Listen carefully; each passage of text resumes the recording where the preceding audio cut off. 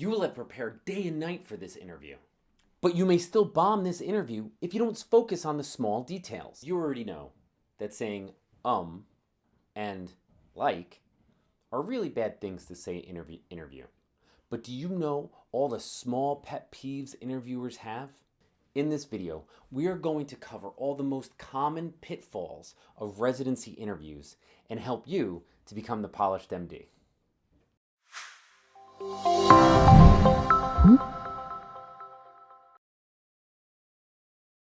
After all this preparation, all of it, right? You've worked tons. It's the small things that are really going to screw you over, right? So you came to fight the dragons, and it's the little mosquitoes that are going to kill you. So your appearance and personal habits are extremely important. Your nervous mannerisms, right? So if you twirl your hair, you're biting your nails, you look down when you talk, you fidget, you're in a rolly chair and you go back and forth. All of these are things that you should not be doing. Nervous mannerisms are going to really, really, really mess you up. Appearance and personal habits, right? So you can see I shaved nicely for this talk tonight. I wore a nice shirt and tie. You don't know what my pants are this evening, but I wore a nice shirt and tie for this talk tonight. So when you guys are going on your interviews, you want to dress your best. I don't think I have another slide on this. You want to wear that professional business suit that you have back from your medical school interviews, okay? Hopefully you still fit into it. So even though you're not going to be there physically, you'll wear that suit for the talk. I recommend putting the pants on because if you stand up and unexpectedly, because the cat was jumping over on the computer, they're going to see that maybe you were wearing shorts or whatever. So wear the whole suit, dress nice for the day. Doesn't matter if you're a male or female, make sure you dress extremely professionally from head to toe. I don't know about shoes. I'll leave that up to you. Make sure your hair is appropriate. Your face is appropriate. If you have, so ways that people are biased against you, and I am sorry for saying this. I do not feel this way, but there are a lot of people out there that will be biased against tattoos, okay? You may want to cover up any tattoos that you have. You may want to cover up piercings that you have that are not traditional or expected, okay? Other personal habits. I'm sure I have another slide on this. Smoking. Smokers don't get hired nearly as much as non-smokers. If you smoke, you want to make sure that if you're going in person somewhere that you don't smell like smoke at all that day. Okay. Slap on 15 nicotine patches if you have to. Don't smoke the days of interviews. All right. Lack of self-confidence. I think I have a whole slide on this one. Yeah, you got to avoid speaking softly that people can't hear you because you're not a loudspeaker. You need to talk loud, not too loud, but you need to raise your volume. They need to hear you. And the louder you are, the more energy you put into it, it's going to be more interactive and more exciting for the other person on the other side. So again, on video interviews, you have to use tons of energy because these videos just suck your energy. If I talk to you, the way I would normally talk to you in person right now, I would talk to you like this. I'd be like, hey, you don't want to speak softly. You want to make sure that you're giving answers not hesitantly. You want to be positive. I'm tired. I'm not talking very loud, but this is how we would converse one-on-one, right? But that's not going to work when you're on a video. So when you're on a video, you got to be more animated. You got to make sure you're constantly smiling. You got to really add energy. And one of the ways to do that, again, is to make sure you stand while you do it. Don't be sitting. So again, I'm standing to make sure I try to maintain energy all the way to the end of this. Don't be hesitant in your answers. That's why practice, practice, practice. One-word answers are a horrible thing to do.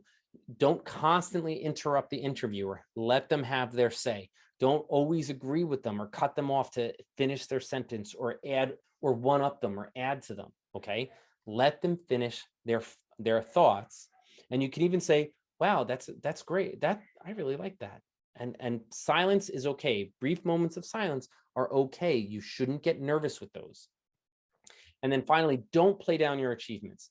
One of the worst things that you could do on an interview, you could be going great, using the right energy, giving all the right examples, and they'll say, "Oh, I see here you cured world hunger." Don't go, yeah, world hunger. I did that. You want to be like, yes, let me tell you about that. That was something that I am so proud of. It took me forever and a day to do that. I just had to amass $250,000 trillion and pay off all the people who were preventing it, right? And go through how you raise the $250,000 trillion. All right. So really, don't be overcritical of yourself and don't put down anything you've done, and be proud of it. Talk about it. All right. Video conferences suck the energy out of you. We covered that. Consider it the consideration you show others. So you can't quite do this on video interviewing unless you're talking with certain people throughout the day who are really hosting everything. But when you go on live interviews, you need to be considerate of every single person you see, from the security guard at the front entrance who's giving you a hard time because you don't have an ID, you don't have the right name of the person you're supposed to be meeting. That's okay. Make sure, speaking of which, if you're going in person, have a list of all the names of people you need to see and contact phone numbers so you can call them from security. You will talk with program coordinators. You might see custodians. Make sure you were appropriate with them. You don't have to be overly nice and be like, "Hi, how are you? I'm interviewing. Can you make sure I match?" But you want to say hi to them. You may want to say thank you if they were helping clean up the room that you were in. You may want to actually pick up some of the extra garbage that others left behind and just throw out on your way out the door, even if you think nobody is watching. Somebody is always watching. You also don't know who relatives are. You don't know if the program coordinator is the spouse of the program director and you treated the program coordinator badly, and then the program director, she won't like you very much. So you got to be cognizant that you're constantly being watched. Okay, so all the programs want to know your values. Take a read through these for your values.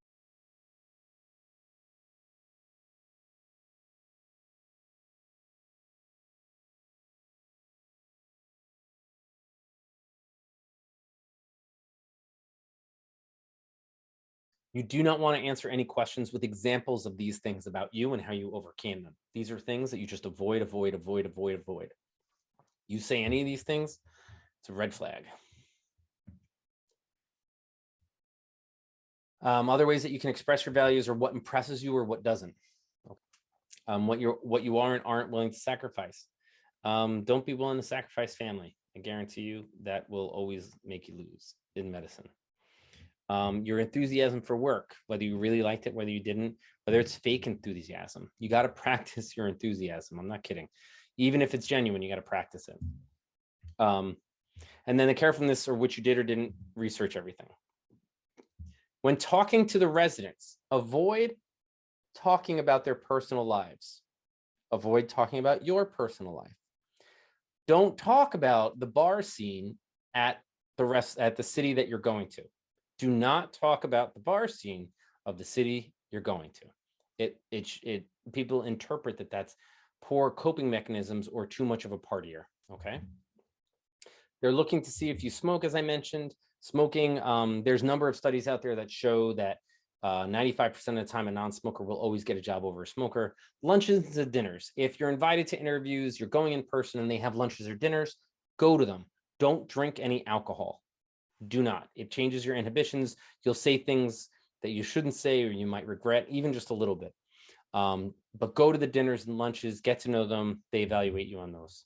Be aware of the skills that your employers are looking for. These are lots of things that they're looking for. This is extremely important. I have almost every interview, I hear interviewees in the conference room waiting to be interviewed by a number of the people who are calling them into their offices. And they'll talk about other programs, what they liked, what they didn't like, about other people, about other schools. Don't talk about any previous hospital, employer, anything, and badmouth it. If someone even says, "Oh man, I heard the clerkship director in the pediatric program at Kings County, oh, he is awful," you can say, "Oh, I didn't have that experience. I'm sorry." But one of the things I learned on my pediatric rotation, and just change the conversation, pivot and talk about something else. Do not agree with negative things about other people. Thank you letters. You may hear, "We don't want a thank you letter." That's fine. The person who said, "I don't want a thank you letter," don't send them one.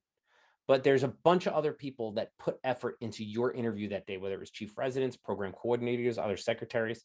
They deserve a thank you letter. So make sure you send thank you letters to the people that deserve them.